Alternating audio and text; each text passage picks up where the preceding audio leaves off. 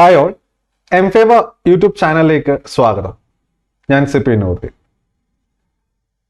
നാളെയാണ് തിരുവനന്തപുരത്ത് LDC പരീക്ഷ.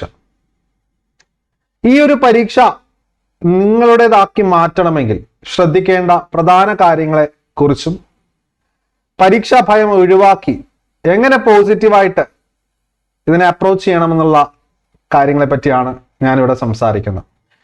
പൂർണ്ണമായും നിങ്ങളിത് കേൾക്കണം. നിങ്ങൾക്ക് ഇതിൻ്റെ ഫലമുണ്ടാകും. ആദ്യമായിട്ട് നാളെ പരീക്ഷ ആയതുകൊണ്ട് തന്നെ ഇന്ന് പലർക്കും ടെൻഷൻ കയറി കാണും.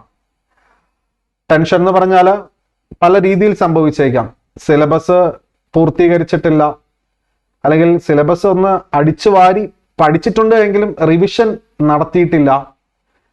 ചോദ്യപേപ്പറുകൾ, മുൻകാല ചോദ്യപേപ്പറുകൾ പ്രധാനമായിട്ടും ട്രെൻഡിങ് ആയിട്ട് ഇപ്പോൾ വന്നുകൊണ്ടിരിക്കുന്ന പുതിയ പരീക്ഷകളിൽ വരുന്ന ചോദ്യങ്ങൾ കൃത്യമായി അവലോകനം ചെയ്യാൻ സമയം കിട്ടിയില്ല. കറണ്ട് അഫയേഴ്സ് ലാസ്റ്റ് ഒരാഴ്ച മാത്രമായിട്ട് നോക്കി ഒരുപാട് ഇങ്ങനെ വായിച്ച് വിട്ടിട്ട് അതിന് പരീക്ഷയ്ക്ക് വന്നാൽ എഴുതാൻ പറ്റുമോ എന്നുള്ള സംശയത്തോടു കൂടി ഇരിക്കുന്ന ആളുകളുണ്ടാവും. സമയപരിധി മൂലം പരീക്ഷ എഴുതി തീർക്കാൻ സാധിക്കുമോ എന്നുള്ള മറ്റു കൂട്ടരുണ്ടാവും. ഇനി ജോലി കിട്ടിയാൽ ശമ്പളം കിട്ടുമോ, അല്ലെങ്കിൽ ലിസ്റ്റിൽ വന്നാൽ ജോലി കിട്ടുമോ തുടങ്ങി അനാവശ്യ മറ്റു സംശയങ്ങളും ഉദ്യോഗാർത്ഥികൾക്കുണ്ട്. അപ്പോൾ ഇത്തരത്തിൽ ഉള്ള ഒരുപാട് പേര് നാളെ പരീക്ഷ എഴുതാൻ പോകുന്നുണ്ട്. അതിൽ ചെറിയൊരു വിഭാഗം വരുന്നിടത്ത് വെച്ചങ്ങ് കാച്ചിക്കളയാം, അറിയാവുന്നത് മാത്രം എഴുതി ജയിക്കാം, സാധ്യമാണ് എന്ന വിശ്വാസമുള്ളവരുണ്ട്. സോ അവരാണ് യഥാർത്ഥ വിജയികളായിട്ട് വരിക. അതായത് നമുക്ക്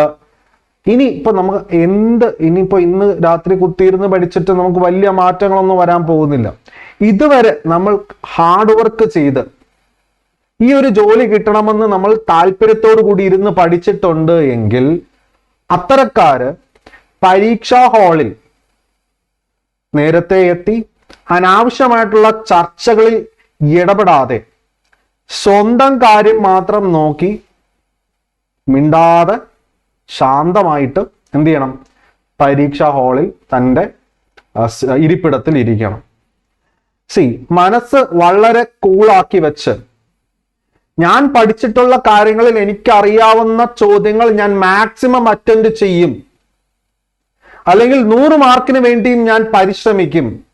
അതിൽ എനിക്കറിയാവുന്ന ഏതൊക്കെ ചോദ്യങ്ങളുണ്ടോ അത് ഒന്നുപോലും തെറ്റാതെ ഞാൻ അറ്റൻഡ് ചെയ്യും. കൂട്ടത്തിൽ അറിയാൻ പാടില്ലാത്ത ചോദ്യങ്ങളിൽ കറക്കിക്കുത്തി എൻ്റെ ഉള്ള മാർക്കും കൂടി നഷ്ടപ്പെടാതിരിക്കാൻ ഞാൻ വളരെ ജാഗ്രത കാണിക്കും. ഇതിൽ ഏറ്റവും പ്രധാനം, പലരും നിങ്ങളെ കറക്കിക്കുത്താനായിട്ട് പ്രേരിപ്പിക്കുന്നുണ്ടാവാം. കറക്കിക്കുത്തി നഷ്ടപ്പെടുന്ന മാർക്കുകൾ മൂലം നിങ്ങളുടെ റാങ്ക് 200, 300, 400 കടന്നങ്ങ് ബാക്കിലോട്ട് പോകും. ഒന്ന് ശ്രദ്ധിച്ചു നോക്കിയേ. LDC പോലുള്ള ബൃഹത്തായ ഒരു പരീക്ഷയിൽ കറക്കിക്കുത്തലിലൂടെ നിങ്ങൾക്ക് നഷ്ടപ്പെടുന്ന 0.33 അല്ലെങ്കിൽ അതിൽ കൂടുതൽ മാർക്ക് നിങ്ങളുടെ റാങ്ക് എന്ന് പറഞ്ഞാൽ എടുത്തടിച്ചങ്ങ് സുനാമി പോലെ എടുത്തടിച്ചങ്ങ് കളയും പിന്നോട്ട്. മനസ്സിലായോ? അതേസമയം ഒരു 50% ഉറപ്പുള്ള ചോദ്യങ്ങൾ ഉണ്ടാവാം. അത് സ്റ്റേറ്റ്മെന്റ് ടൈപ്പ് ചോദ്യങ്ങളിൽ മാത്രമേ ഹിറ്റ് ആൻഡ് ട്രയൽ മെത്തേഡ് നമുക്ക് നടത്താൻ പറ്റുകയുള്ളൂ. അല്ലാതെ 1 വേർഡ് ചോദ്യങ്ങളിലൊക്കെ 50% എവിടെയോ ഓർമ്മയുണ്ട് എന്ന് പറഞ്ഞിട്ട്, അല്ലെങ്കിൽ കേട്ടിട്ടുണ്ട് എന്ന് പറഞ്ഞിട്ട് നമുക്ക് കൊടുക്കാൻ പറ്റത്തില്ല.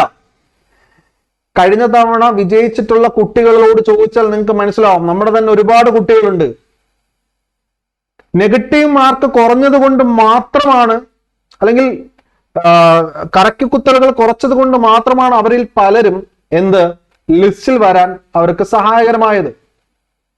മനസ്സിലായോ? കറക്കിക്കുത്തിയത് കൊണ്ട് 200, 300 റാങ്ക് പിന്നോട്ടടിച്ചവരുണ്ട്. അവർക്ക് ജോലി ഇപ്പൊ കിട്ടിയിട്ടുണ്ട്, പക്ഷെ അതിനു വേണ്ടിയിട്ട് എത്രയോ കാലം കാത്തിരുന്നു. അപ്പൊ ഇവിടെ ആദ്യമായിട്ട് നമ്മുടെ മനസ്സിൽ എക്സാമിന് ഇന്ന് തന്നെ നിങ്ങൾ മനസ്സിൽ ഉറപ്പിക്കണം, അറിയാവുന്ന ചോദ്യങ്ങൾക്ക് കൃത്യമായിട്ട് യാതൊരുവിധ സമ്മർദ്ദവും കൂടാതെ ഉത്തരം നൽകും. അറിയാൻ പാടില്ലാത്തവയെ വിട്ടുകളയും. ഹിറ്റ് ആൻഡ് ട്രയൽ മെത്തേഡിലൂടെ സ്റ്റേറ്റ്മെന്റ് ടൈപ്പ് ചോദ്യങ്ങൾ ഞങ്ങൾ ശ്രമിച്ചു നോക്കും, കിട്ടിയില്ല എങ്കിൽ വിട്ടുകളയും. ഇവിടെ ഏറ്റവും പ്രധാനം, ഇപ്പോ PSC പരീക്ഷകളിൽ ചോദ്യങ്ങൾ, പല തെറ്റായ ചോദ്യങ്ങളും കടന്നുകൂടി വരുന്നുണ്ട്.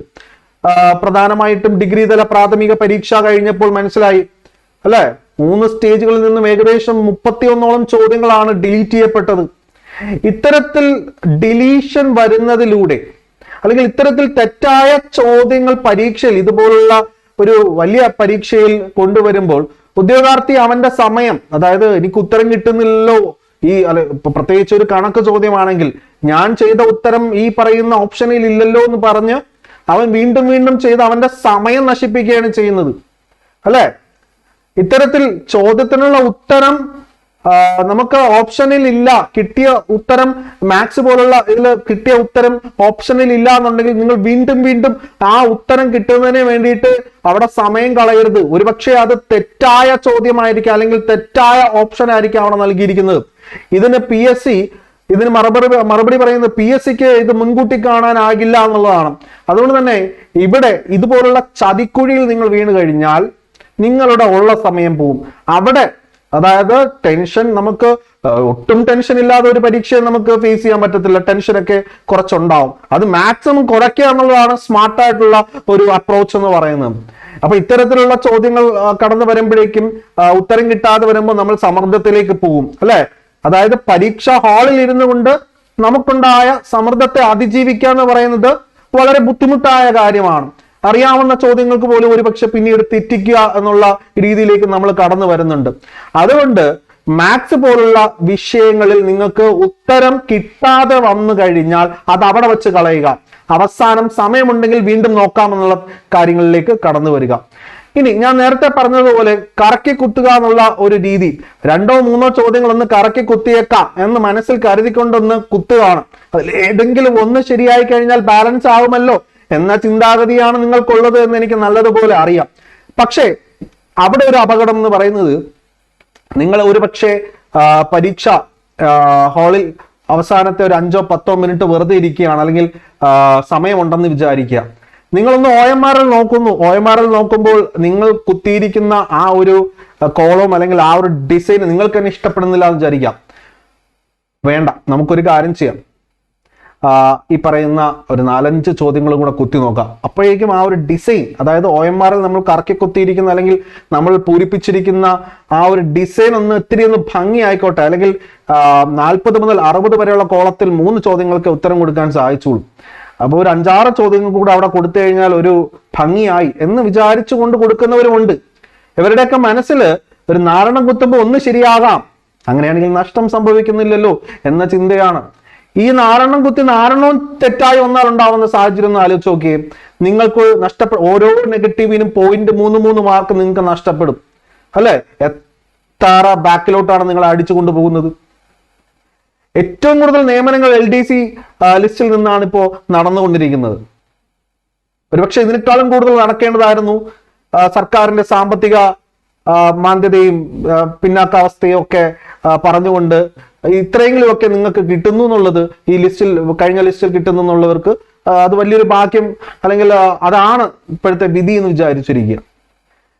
എന്നാൽ ഒരുപക്ഷെ അടുത്ത തവണ സർക്കാർ മാറി വരുമ്പോഴേക്കും ഈ പറയുന്ന ലിസ്റ്റിൽ നിന്നും പുതിയ ലിസ്റ്റിൽ നിന്നും ഒരുപാട് പേർക്ക് ചിലപ്പോൾ നിയമനങ്ങൾ, പുതിയ സർക്കാർ നിയമനങ്ങൾ യുവജനങ്ങൾക്ക് കൂട്ടി നൽകുമെന്നുള്ള പ്രഖ്യാപനത്തോടു കൂടിയൊക്കെ ആയിരിക്കും വരുന്നത്. അപ്പോൾ ലിസ്റ്റിൽ വന്നാൽ ഉറപ്പായിട്ടും ജോലി കിട്ടുന്ന സാഹചര്യത്തിലേക്ക് നിങ്ങൾ കടന്നു വരും. ഒരുപക്ഷെ സപ്ലിമെന്ററി ലിസ്റ്റിൽ വരുന്ന റിസർവ്ഡ് കാറ്റഗറിയിൽപ്പെട്ട ഉദ്യോഗാർത്ഥികൾക്ക് പോലും നല്ലൊരു ശതമാനം ആളുകൾക്ക് ജോലി കിട്ടാനുള്ള സാധ്യതയുണ്ട്. അതുകൊണ്ട് നിങ്ങളുടെ സാധ്യതയെ കറക്കിക്കുത്തി നിങ്ങൾ വെട്ടിക്കളയരുത്, അല്ലെങ്കിൽ വെള്ളത്തിൽ വരച്ച വര പോലെ ആവരുത് നാളത്തെ പരീക്ഷ എന്നുള്ളത്. മനസ്സ് ശാന്തമാക്കി ഈ ഒരു പരീക്ഷയെ കോൺഫിഡന്റ് ആയിട്ട് അപ്രോച്ച് ചെയ്യാം. ഞാൻ ഇതുവരെ പഠിച്ചിട്ടുള്ളത് മതി, ഇനി എനിക്ക് പഠിക്കാൻ സമയമില്ല എന്നല്ല ഞാൻ ഇവിടെ ഉദ്ദേശിക്കുന്നത്. ഞാൻ ഇവിടെ വരെ പഠിച്ചിട്ടുള്ളതിൽ നിന്നും എനിക്ക് മാക്സിമം ചോദ്യങ്ങൾ വന്നു കഴിഞ്ഞാൽ ഉത്തരം കൊടുക്കാൻ പറ്റുമെന്നുള്ള കോൺഫിഡൻസ് ഉണ്ട്. അല്ല, ഇനി പഠിക്കാൻ സമയമില്ല എന്ന് പറയുമ്പോഴേക്കും എന്തൊക്കെയോ ബാക്കിയുണ്ട് എന്നുള്ളൊരു തോന്നലാണ്. പിന്നെ വേറൊരു കാര്യം ഞാൻ ഉറപ്പായിട്ടും നിങ്ങളോട് പറയുന്നത്, ഞാൻ തന്നെ എത്രയോ പരീക്ഷകൾ എഴുതിയിട്ടുണ്ട്, അല്ലെങ്കിൽ എൻ്റെ കുട്ടികൾ തന്നെ എത്രയോ പരീക്ഷകൾ ഇപ്പോൾ എഴുതി ജോലിക്ക് കയറി അല്ലെങ്കിൽ മറ്റു പരീക്ഷകൾക്ക് വേണ്ടി തയ്യാറെടുക്കുന്നുണ്ട്. ഇവരെല്ലാം സിലബസ് A to Z അങ്ങ് തീർത്തിട്ടോ കാര്യമായ എല്ലാ ചോദ്യപേപ്പറുകൾ ചെയ്തിട്ടോ ഒന്നുമല്ല, പറ്റാവുന്നതിൻ്റെ അങ്ങേയറ്റം ബുദ്ധിമുട്ടി കഷ്ടപ്പെട്ട് കിട്ടാവുന്ന സമയമെല്ലാം ഉപയോഗിച്ചുകൊണ്ട് ആ ഒരു എക്സ്പീരിയൻസിൽ നിന്നാണ് ഓരോ പരീക്ഷ എഴുതി വിജയിച്ചു വരുന്നത്. ആദ്യ പരീക്ഷകൾ ചിലപ്പോൾ തോറ്റുപോയെന്ന് വരാം. ഇവിടെ ശ്രദ്ധിക്കേണ്ട മറ്റൊരു കാര്യം, ചുമ്മാ പഠിത്തം എന്നുള്ള രീതിയല്ല നിങ്ങൾക്ക് വേണ്ടത്. പകരം പഠിച്ച കാര്യങ്ങൾ അപ്ലൈ ചെയ്യുന്നതിന് വേണ്ടിയിട്ട് കേരള PSCയുടെ ഏറ്റവും പുതിയ ചോദ്യപേപ്പറുകൾ നിങ്ങൾ നോക്കണം. ഇപ്പൊ M-Favor കേരള PSC എന്ന് ടെലിഗ്രാം ചാനലിൽ നിങ്ങൾ സെർച്ച് ചെയ്ത് കഴിഞ്ഞാൽ അറിയാം, അനവധി ഏറ്റവും പുതിയ ചോദ്യപേപ്പറുകളിൽ ഉത്തരം തന്നെ മാർക്ക് ചെയ്തുകൊണ്ട് നിങ്ങൾക്ക് അവിടെ അവൈലബിൾ ആണ്. ഇത്തരത്തിലുള്ള ചോദ്യപേപ്പറുകൾ വിശകലനം ചെയ്യുകയും അല്ലെങ്കിൽ ഇത്തരത്തിലുള്ള ചോദ്യപേപ്പറുകൾ ചെയ്തു നോക്കുകയും ചെയ്യുന്നതിലൂടെ മാത്രമാണ് നിങ്ങൾ ഒരു PSC പരീക്ഷയുമായിട്ട് ഏറ്റവും കൂടുതൽ ബന്ധം സെറ്റ് ചെയ്യുന്നത്. അല്ലാതെ നമ്മൾ പഠിച്ചത് കൊണ്ട് മാത്രമായിട്ടില്ല. ചോദ്യങ്ങൾ എങ്ങനെ വരും, ചോദ്യങ്ങളുമായിട്ടൊരു ബന്ധം അത് വളരെ നേരത്തെ തന്നെ LDC എഴുതുന്ന കുട്ടികൾ ശീലിക്കേണ്ടതാണ്. അത് ശീലിക്കാത്തവരാണ് ഒരുപക്ഷെ നാളത്തെ പരീക്ഷയിൽ തകർന്നു പോകുന്നത്. ശീലിച്ചവരാരും തകരില്ല. അവർ ശ്രദ്ധിക്കേണ്ട ഇത്ര മാത്രം ഞാൻ വീണ്ടും പറയാണ്, അറിയാവുന്ന ചോദ്യങ്ങൾക്ക് മാത്രം ഉത്തരം നൽകി മുന്നോട്ട് പോകണം. ഒരു കാരണവശാലും അറിയാത്ത ചോദ്യങ്ങളെ നിങ്ങളിലേക്ക് അടുപ്പിക്കരുത്, കറക്കി കുത്തരുത് എന്നുള്ളതാണ് ഒരു വിനീതമായ അപേക്ഷ. നിങ്ങൾക്ക് കിട്ടുന്ന മാർക്ക് എത്രയാണോ അത് മതിയാകും നിങ്ങളുടെ വിജയം ഉറപ്പിക്കാനായിട്ട്. ചിലപ്പോ 2-3 ചോദ്യങ്ങൾ അല്ലെങ്കിൽ 4-5 ചോദ്യങ്ങളൊക്കെ തെറ്റിപ്പോയെന്നിരിക്കാം, അല്ലെ? സ്വാഭാവികമാണ്. ചിലപ്പോ ശരി ഉത്തരമുള്ള ചോദ്യങ്ങളെ പോലും PSC ഒരുപക്ഷെ റിമൂവ് ചെയ്തെന്നിരിക്കാം. ഇതൊക്കെ സംഭവിക്കുന്നതാണ്. അവയൊക്കെ ഒഴിച്ചു നിർത്തിയാൽ കൂടിയിട്ടും നിങ്ങൾക്ക് ഈ ഒരു പരീക്ഷയെ അതിജീവിക്കാൻ കഴിയും. പരീക്ഷയ്ക്ക് ശേഷം നിങ്ങളുടെ മാർക്ക് നിങ്ങൾ പല ആൻസർ കീയും കിട്ടുമ്പോൾ നിങ്ങൾ സ്വാഭാവികമായിട്ട് നിങ്ങൾ കൂട്ടി നോക്കാറുണ്ട്. ആ കിട്ടുന്ന മാർക്ക് നിങ്ങൾ മറ്റുള്ളവരുമായിട്ട് ഷെയർ ചെയ്യാതിരിക്കുക. ഷെയർ ചെയ്യുമ്പോഴാണ് മറ്റുള്ളവർ, ഇതിൻ്റെ അകത്ത് കുറെ പേരുണ്ടാവും സാഡിസ്റ്റ് മനോഭാവമുള്ളവർ വന്നിട്ട് അവർക്ക് കുറെ മാർക്കുണ്ട്, ഇത്ര മാർക്കുണ്ട്, ഇതാന്നൊക്കെ പറയുമ്പോൾ നമുക്ക് കിട്ടിയ മാർക്ക് കുറവാണല്ലോ എന്ന് പറഞ്ഞുകൊണ്ട് അനാവശ്യമായ ടെൻഷനും പിന്നീട് അങ്ങോട്ട് ഡിപ്രഷനും പിന്നീട് മറ്റു പരീക്ഷകളിൽ കോൺസെൻട്രേറ്റ് ചെയ്യാൻ പറ്റാത്ത രീതിയിലേക്ക് കടന്നു പോകുന്ന ഒരുപാട് പേരുണ്ട്. ഇത്തരക്കാരിൽ പലർക്കും ലിസ്റ്റ് വന്നപ്പോൾ, കഴിഞ്ഞ തവണത്തെ ലിസ്റ്റ് നോക്കിയപ്പോൾ പ്രതീക്ഷിക്കാതെ ലിസ്റ്റിൽ കടന്നുകൂടിയ കുട്ടികൾ നിരവധിയാണ്. അപ്പോ ഇത്തവണ ഇതൊക്കെയാണ് നിങ്ങൾ ശ്രദ്ധിക്കേണ്ടത്. സമയം നിങ്ങളുടെ മുന്നിലുണ്ട്. എല്ലാവർക്കും ഒരേ സമയമാണല്ലോ.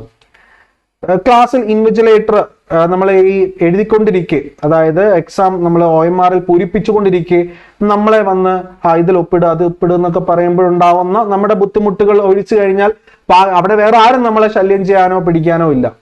തൊട്ടടുത്തിരിക്കുന്ന ആള് OMRൽ പൂരിപ്പിക്കുന്നത് കണ്ട് എക്സാം ഈസി ആണല്ലോ എന്ന ചിന്ത വേണ്ട.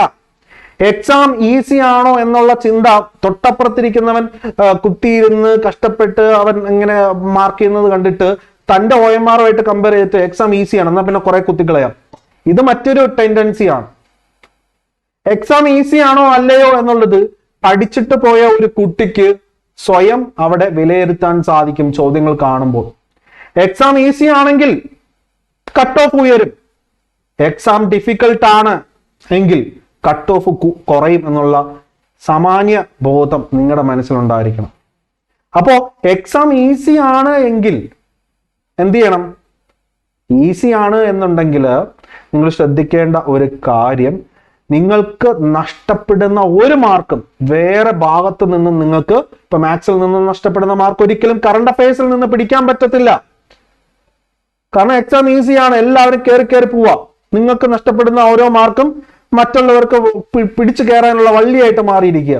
അതേസമയം എക്സാം ടൈറ്റ് ആണ് എന്നുണ്ടെങ്കിൽ ചെറിയ ചെറിയ മാർക്ക് വ്യത്യാസങ്ങൾ വലിയ രീതിയിൽ, അല്ലെങ്കിൽ നെഗറ്റീവ് മാർക്കുകൾ വലിയ രീതിയിൽ ബാധിക്കില്ല. ഒരു 50 റാങ്കിൽ വരേണ്ട വ്യക്തി ചിലപ്പോൾ ഒരു 100-110 റാങ്കിൽ വന്നെന്നിരിക്കാം എന്നുള്ളതല്ലാതെ 200-ഉം 300-ഉം 400-ഉം റാങ്കിന് ബാക്കിലേക്ക് ആവത്തില്ല. അങ്ങനെയുള്ള സാഹചര്യങ്ങൾ എക്സാം ഈസി ആവുമ്പോൾ മാത്രമാണ്. സ്റ്റേറ്റ്മെന്റ് ടൈപ്പ് ചോദ്യങ്ങളെ വളരെ ദീർഘവീക്ഷണത്തോടു കൂടി തന്നെ നിങ്ങൾ കാണുക. നമ്പർ ഓഫ് ചോദ്യങ്ങൾ ഉണ്ടാവും, ചിലപ്പോൾ കൂടുതലായെന്നിരിക്കാം. എന്തായാലും 50 ചോദ്യങ്ങളും ഈ പറയുന്ന രീതിയിൽ സ്റ്റേറ്റ്മെന്റ് ടൈപ്പ് ചോദ്യങ്ങൾ ആവത്തില്ലല്ലോ. ഒരു 10-15 ചോദ്യങ്ങളൊക്കെ നമുക്ക് GK ഭാഗത്ത് നിന്ന് ഒരു 10 ചോദ്യങ്ങളെങ്കിലും മിനിമം സ്റ്റേറ്റ്മെന്റ് ടൈപ്പ് ഒക്കെ നമുക്ക് പ്രതീക്ഷിക്കാവുന്നതാണ് കേട്ടോ. പിന്നെ കറണ്ട് അഫയേഴ്സ് അവസാനത്തെ 2 ആഴ്ച മാത്രമായിട്ട് കറണ്ട് അഫയർ പുസ്തകം വാങ്ങിച്ചു വെച്ച് പഠിച്ചു പോകുന്ന കുട്ടികളുണ്ട്. ഇവർക്കൊക്കെ ഇപ്പോ ഒരു ചോദ്യം ചോദിച്ചാൽ ഉത്തരം പറയാൻ പോലും ഭയമായിരിക്കും, അല്ലെങ്കിൽ ഇതൊക്കെ ഓർക്കാൻ തന്നെ ഭയമായിരിക്കും. പക്ഷെ കഴിഞ്ഞ 1.5 വർഷത്തോളമായിട്ട് കറണ്ട് അഫയേഴ്സ് കൃത്യമായിട്ട് അപ്ഡേറ്റ് ചെയ്ത് പോകുന്ന നിരവധി കുട്ടികളുണ്ട്. അവർ ആ ഒരു ഭാഗം വളരെ കോൺഫിഡന്റ് ആയിരിക്കും. ഒരുപക്ഷെ 2-3 ചോദ്യങ്ങൾക്കുള്ള ഉത്തരം നിങ്ങളുടെ കയ്യിൽ ഇല്ല എങ്കിൽ കൂടിയിട്ടും നിങ്ങൾ കറണ്ട് അഫയേഴ്സിൽ നാളത്തെ പരീക്ഷയിൽ നിങ്ങൾ പുലികളായിരിക്കും. 1-2 ചോദ്യങ്ങൾ ചിലപ്പോൾ കയ്യിൽ നിന്ന് പോയെന്നിരിക്കാം. ലോകത്ത് എന്തൊക്കെ സംഭവിക്കുന്നു, എല്ലാ കാര്യങ്ങളും നമ്മൾ അറിയണമെന്നില്ല, എല്ലാ കാര്യങ്ങളും നമ്മൾ പഠിക്കണമെന്നില്ല. ഒരു ചോദ്യത്തിനുള്ള ഉത്തരം അറിഞ്ഞില്ല അല്ലെങ്കിൽ അറിയാൻ പാടില്ല എന്നുള്ള കാരണത്താൽ ഒരിക്കലും തകർന്നു പോകരുത്. മനസ്സിലായോ? നിങ്ങൾക്കറിയില്ലെങ്കിൽ മറ്റുള്ളവർക്കും അറിയില്ല എന്നുള്ള തത്വം നിങ്ങൾ മനസ്സിലാക്കിക്കൊള്ളുക. പഠിച്ച ഒരു കുട്ടിയാണ് ഞാൻ ഉദ്ദേശിക്കുന്നത്. അപ്പൊ ഇത്തരത്തിലുള്ള കാര്യങ്ങളൊക്കെ നിങ്ങൾ മനസ്സിൽ വെച്ചുകൊണ്ട് നാളത്തെ പരീക്ഷ വിജയിച്ചു വരാൻ നിങ്ങൾക്ക് എല്ലാവിധ ആശംസകളും നൽകിക്കൊണ്ട് ഞാൻ സൈൻ ഔട്ട് ചെയ്യാണ്. കാണാം പരീക്ഷയ്ക്ക് ശേഷം.